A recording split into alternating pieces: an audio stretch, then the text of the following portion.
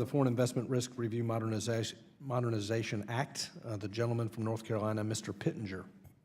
Thank you, Chairman Barr. I sure appreciate your support and leadership on this important bill, and certainly appreciate Senator Cornyn and the leadership and partnership he's been on this bill, and Secretary Mnuchin, who played a major role in writing the bill, and thank each of you for being with us today. I would like to say that the bill now has the full support of not only Secretary Mnuchin, but Secretary Mattis and Attorney General Sessions. Many others have commented about the bill and the need for reforms of CFIUS.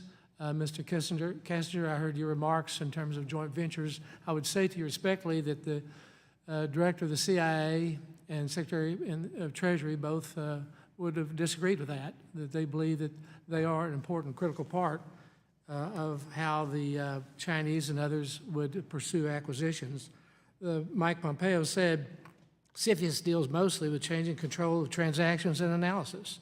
There are many other ways one could invest in an entity in the United States and exert a significant control over that entity, and I think we need to look into that.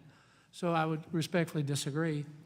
I would say that I would like to hear from Mr. Scissors regarding your perspective of export control regime and its ability to adequately address our national security risk related to foreign transactions.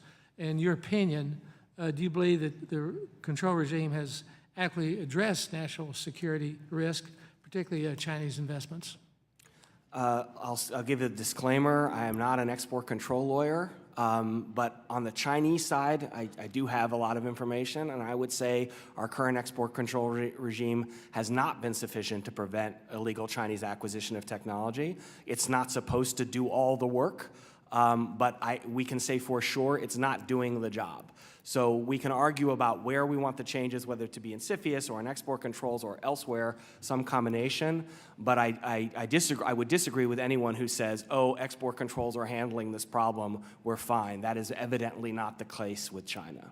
So you would then concur that the need to expand, reform, modernize CFIUS would be important to address the concerns in the future? Yes, again, how we do that and whether that's sufficient, whether we should locate all reform in CFIUS, I think those are big questions, and I don't want to use up all the time, but I think modernization and improvement of CFIUS is indispensable. I think underscoring our concern lies is in a comment that Secretary Mattis made. He stated that rapid technology change is one of the several concurrent forces acting on the Defense Department. And as well, he said that new commercial technologies will change society and ultimately will change the character of war. So I think looking ahead in the future, our objective is to have a structure that will address the needs and concerns as we proceed ahead. Admiral Blair, you've obviously worked a great deal on intellectual property and matters in relative to national security.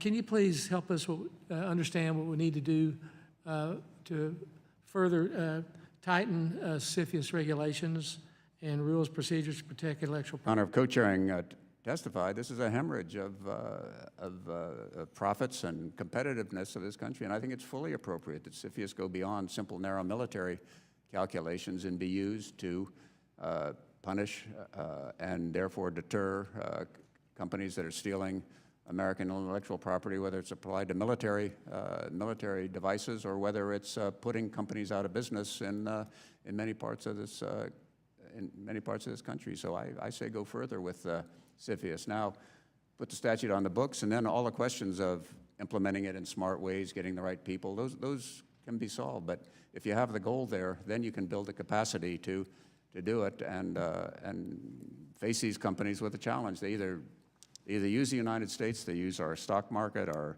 invest in our company, export to this country, and play it by the rules, or else they don't. I think we ought to freeze them out if they don't. Thank you. I yield back.